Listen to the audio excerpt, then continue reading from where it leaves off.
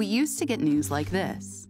Now it's more like this. Headlines are everywhere. It's overwhelming to keep up with, and it's hard to find great stories about the stuff you really care about.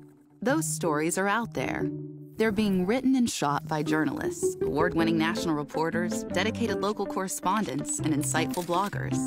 But too often, their great work gets lost in all of this. And that's why we're completely rebuilding Google News.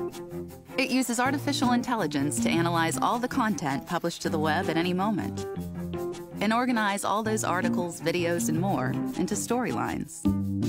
It spots the ones you might be interested in and puts them into your briefing. Your briefing helps you get up to speed on 5 top storylines happening now. It's organized for you with local, national, and global stories on the topics you care about. If you want to go deeper, just tap to get full coverage.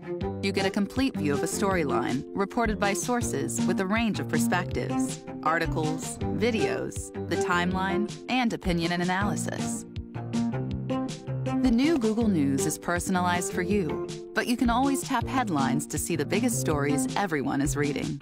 And if you just want stories from those great sources you trust, publishers are front and center. Follow them, get more stories from them, and support them.